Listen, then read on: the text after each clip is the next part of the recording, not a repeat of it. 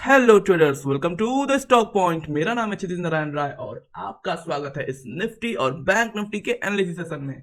तो गाइस, जैसा कि आप देख रहे हैं, आज मार्केट बहुत ही अच्छा परफॉर्म करा। हमने बहुत ही अच्छे अच्छे लेवल शेयर करे और जो हमारे चैनल से जुड़े हुए हैं उन्होंने बहुत ही अच्छा प्रॉफिट बुक करा होगा, इसमें नो डाउट अबाउट इट। आप लोगों के बहुत ही मैसेज आए और उसके लिए बहुत बहुत धन्यवाद। तो गाइज, आइए बिना किसी समय की बर्बादी किए हुए आगे चलते हैं और देखते हैं कि अब आगे कौन कौन से इंपॉर्टेंट लेवल्स हमें देख सकते हैं, हम निफ्टी हो चाहे बैंक निफ्टी हो। तो अगर गाइज निफ्टी को हम वीकली टाइम फ्रेम पे देखते हैं तो देखिए, जब मैंने बताया था आपको जो पिछला वीक चल रहा था गाइज, कि यहाँ पे एक अच्छे मूवमेंट के बाद, जब भी एक अच्छे मोमेंटम के साथ, एक अच्छे मूवमेंट के साथ, गाइज मूवमेंट और मोमेंटम दोनों अलग अलग चीजें हैं। ठीक है, मूवमेंट मतलब बड़ा, जिसमें बड़े पॉइंट्स स्कोर हो, वो है मूवमेंट। लेकिन मोमेंटम वो गाइस की कैंडल क्लोज कहाँ होता है वो दर्शाता है मोमेंटम को।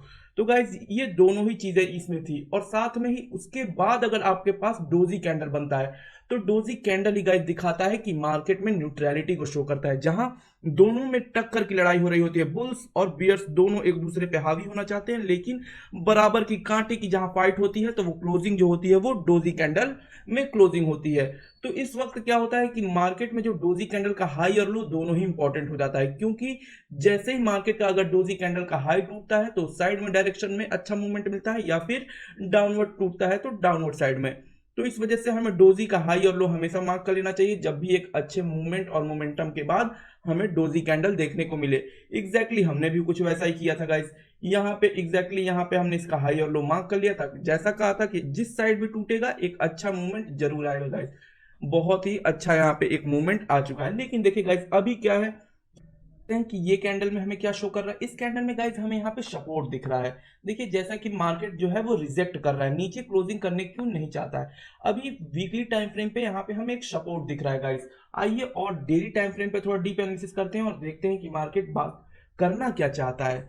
तो यहाँ पे भी देखिए गाइस, एग्जैक्टली यहाँ पे एक सपोर्ट बना चुका था मार्केट ने, एग्जैक्टली एक हैमर बनाया था एक अच्छे मूवमेंट के बाद। उसके बाद आज एक गैप अप ओपनिंग हुई और मार्केट ने आज सस्टेन भी लगभग लगभग किया है। हाँ, कोई बड़ी मूवमेंट नहीं हुई गाइस, क्योंकि मैं हमेशा कहता हूं, इस बात को आप ध्यान रखिए कि जब भी निफ्टी हो, अगर वो 75 पॉइंट से गैप अप या गैप डाउन ओपन होता है गाइस, तो फिर समझिए कि उस दिन मार्केट में फर्स्ट हाफ में मूवमेंट नहीं होगी। उस दिन हमें safe, as a safe trader, हमें उस दिन अपने लॉट साइज को और साथ में ट्रेडिंग को भी थोड़ा सा रिस्ट्रिक्ट करना चाहिए, खास करके फर्स्ट हाफ में जब भी ओपनिंग इससे ऊपर की पॉइंट में हो, चाहे वो गैप अप हो या फिर गैप डाउन हो। और same goes for the bank Nifty, लेकिन उसके लिए पॉइंट्स होते हैं 150। अगर इससे ऊपर गैप अप या गैप डाउन पॉइंट ओपनिंग होती है तो आपको फर्स्ट हाफ में थोड़ा सा अपने आप को होल्ड करना चाहिए। ऐसा क्यों कह रहा हूं गाइस, मैंने बार बार आपको बताया कि जब भी ऐसा होता है गाइस, तो फिर उस कंडीशन में सिर्फ और सिर्फ पैनिक बुकिंग होती है, सिर्फ और सिर्फ पैनिक बुकिंग होती है। क्योंकि जो पिछले, मान लीजिए कि 150 पॉइंट से गैप अप ओपनिंग हो जाती है अगर बैंक निफ्टी में,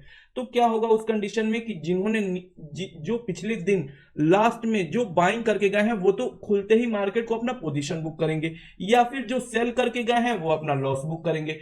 फिर यहाँ पे ओवरऑल क्या आ जाएगी, सेलिंग आ जाएगी। मतलब पैनिक सिचुएशन, यहाँ पे बहुत ही बड़ा वॉल्यूम यहाँ पे आपको देखने को मिलेगा, और वो भी ऐसा वॉल्यूम जो कि प्राइस एक्शन को फॉलो नहीं करेगा। उस वक्त जो शुरुआत की चीजें, जब तक मार्केट सेटल नहीं होगा तब तक यहाँ पे आपको पहले हाफ में, पहले 1 से 1.5 घंटे में सिर्फ और सिर्फ यहाँ पे क्लटर्ड मार्केट दिखेगा, जहां पे सिर्फ हाई को भी ब्रेक करेगा लेकिन वो वापस आ जाएगा, लो को ब्रेक करेगा लेकिन फिर वो वापस चल जाएगा। मतलब एक रेंज बाउंड मूवमेंट आपको दिखेगा। और अगर जो सिंपल इन सब स्ट्रेटेजीज पे जो काम करते हैं, जो कि 15 मिनट कैंडल ब्रेकआउट या फिर ऐसी सब स्ट्रेटेजीज पे जो काम करते हैं, वो तो उस दिन सिर्फ और सिर्फ स्टॉप लॉस ही देंगे, चाहे वो ऊपर का ट्रेड ले ले चाहे नीचे का ट्रेड ले ले। तो एग्जैक्टली कुछ आज भी वैसा ही हुआ है गाइस। फर्स्ट हाफ में आप जाके देखिएगा छोटे टाइम फ्रेम पे, आपको पता चल जाएगा कि आज गैप अप ओपनिंग हुई 75 पॉइंट से ऊपर, और शुरुआत के टाइम पे लोगों ने एग्जैक्टली स्टॉप लॉस से हिट मारा होगा अगर वो हमारे इस रूल को फॉलो नहीं करते हैं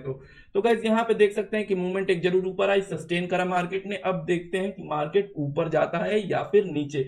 तो उसके लिए थोड़ा हमें और डीप डाइव एनालिसिस करनी चाहिए, और छोटे टाइम फ्रेम पे कुछ लेवल्स हमने निकाल के रखे हैं जिन लेवल्स को हम कल फॉलो कर सकते हैं।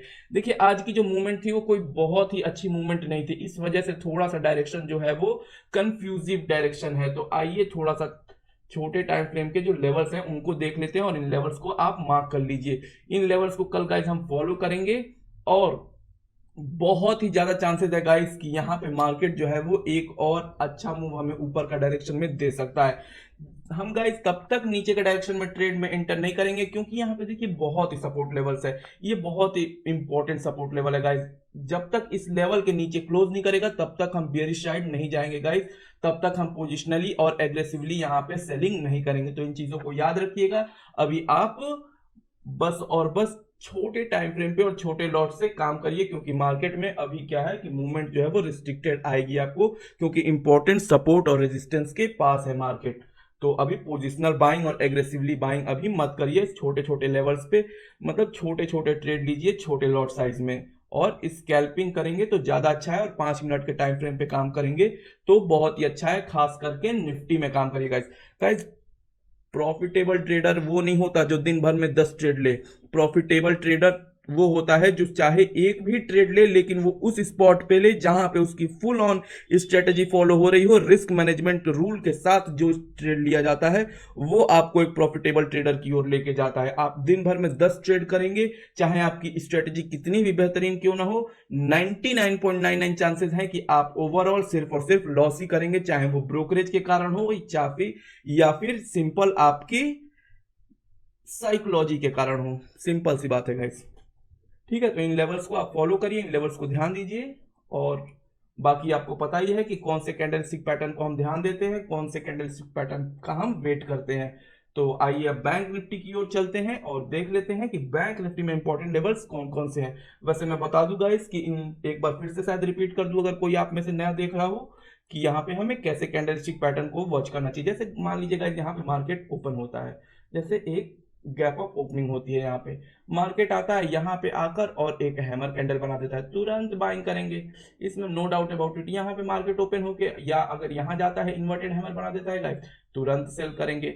लेकिन ये कंडीशन सिर्फ और सिर्फ हम तब फॉलो करेंगे जब शुरुआत के 30-40 मिनट्स में ये चीजें जब हो जाएंगी, तो हम एग्जैक्ट इन रूल्स को फॉलो करेंगे। लेकिन उसके बाद क्या, उसके बाद एक वेल स्टैब्लिश्ड प्राइस एक्शन बन जाएगा, मतलब मार्केट में एक डायरेक्शन निश्चित हो जाएगी जिसमें हायर हाई और हायर लोज का फॉर्मेशन आपको दिखेगा। तो जब ऐसे कुछ फॉर्मेशन आपको दिखे और साथ में जाके मार्केट अगर यहाँ पे आकर इन्वर्टेड हैमर ही क्यों ना बना रहा हो, लेकिन हम सेलिंग नहीं करेंगे, क्योंकि मार्केट अप ट्रेंड में है और हमारा ट्रेड कह रहा है कि नीचे की ओर हमें ट्रेड करना है, जो कि कभी नहीं करेंगे, हमेशा डायरेक्शन टू द ट्रेंड करेंगे।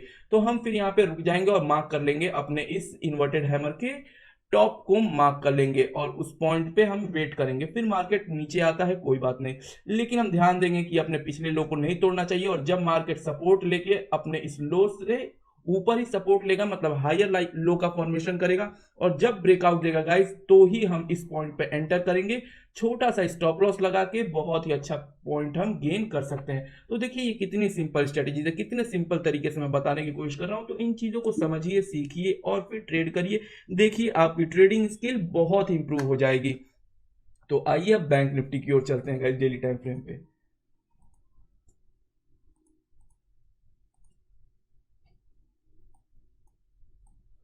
तो गाइस बैंक निफ्टी को देखिए डेली टाइम फ्रेम पे।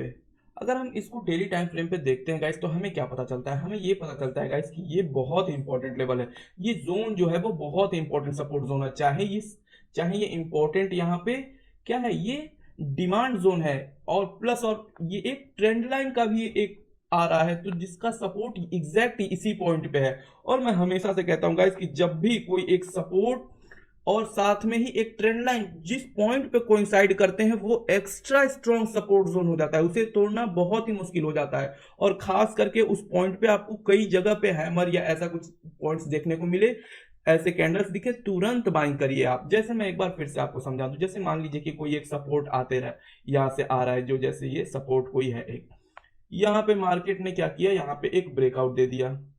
ठीक है, थोड़ा सा इसे मैं डिलीट कर देता हूँ ताकि मैं एक बार फिर से आपको समझा सकूं। देखिए जैसे मार्केट में यहाँ पे एक सपोर्ट बना रखा है, ठीक है, अब मार्केट क्या करता है, इसे ब्रेक कर देता है, वापस आता है। अब जो ये जो पिछला रेजिस्टेंस था यहाँ पे, अब वो यहाँ पे सपोर्ट बन जाएगा, और सपोर्ट बनने के साथ साथ क्या होगा, यहाँ पे देखिए ये एक ट्रेंड लाइन का भी यहाँ पे कोइंसाइड कर रहा है, और साथ में इस रेजिस्टेंस का भी ये कोइंसाइड कर रहा पॉइंट। अब ये ऊपर वाले के लिए सपोर्ट की तरह काम करेगा, और यहाँ पे अगर आपको हैमर दिख जाएगा, इसका ही सपोर्ट लेता हुआ कैंडल दिख जाए, कोई भी ऐसा बुलिश कैंडल दिख जाए, तुरंत आप बाइंग करिए और बहुत ही छोटे से स्टॉप लॉस के साथ बहुत ही बड़ा प्रॉफिट आप बुक कर सकते हैं। तो इस रूल को, इस पैटर्न को आप याद रखिए, ये तरीका बहुत ही जबरदस्त है जिससे जैकपॉट आप आसानी से खोज सकते हैं मार्केट में। तो गाइज वही चीज है कि मार्केट में जब तक इस पॉइंट के नीचे क्लोज नहीं करेगा 43,980 के, तब तक मार्केट में बेयरिश साइन नहीं आएगा। तो 43,980 ये इंपॉर्टेंट लेवल है गाइज, जब तक इसके नीचे क्लोज करना चाहिए मार्केट को डेली टाइम फ्रेम पे, तभी हम बेयरिश साइड में जाएंगे। तो गाइज आइए छोटे टाइम फ्रेम पे देख लेते हैं कि कौन कौन से इंपॉर्टेंट लेवल्स हैं और कल क्या हो सकता है, उस अकॉर्डिंग हमें क्या करना चाहिए। तो अगर हम छोटे टाइम फ्रेम पे 5 मिनट के टाइम फ्रेम पे देखें गाइस, तो हमारे पास ये कुछ इंपॉर्टेंट लेवल्स है जिनको आप भी मार्क कर लीजिए, नोट डाउन कर लीजिए, इन लेवल्स को ड्रॉ कर लीजिए, जिसपे एग्जैक्ट पॉइंट बाय पॉइंट चीजें फॉलो होती हैं गाइस। ये वही लेवल्स हैं जो मैं निकाल के लाता हूं आपको एक दिन पहले। तो इन लेवल्स को मेरे मेंबर्स और मैं खुद इसे मैजिक लेवल्स कहता हूं गाइस। ये सिंपल सपोर्ट और रेजिस्टेंस नहीं होता, ये पीछे से बहुत ही बड़े टाइम फ्रेम से टॉप डाउन एनालिसिस करने के बाद इन लेवल्स को निकाला जाता है। तो इन लेवल्स को आप ध्यान दीजिएगा, आप ड्रॉ कर लीजिएगा, बाकी फॉलो वैसे ही करना है जैसे मैंने अभी आपको 2 मिनट पहले अपने निफ्टी के चार्ट में बताया। तो आशा करता हूं कि चीजें समझ में आ गई होंगी। बाकी मिलते हैं फिर किसी नई एनालिसिस वीडियो में नई जानकारी के साथ, और अगर कोई भी क्वेश्चन है गाइस तो नीचे आप पुट डाउन कर सकते हैं कमेंट में, और हमारे टेलीग्राम चैनल को भी ज्वाइन कर सकते हैं जिसका लिंक हम डिस्क्रिप्शन में दे देंगे। तो मिलते हैं फिर टेलीग्राम चैनल पे। तो सी यू ऑल, हर हर महादेव।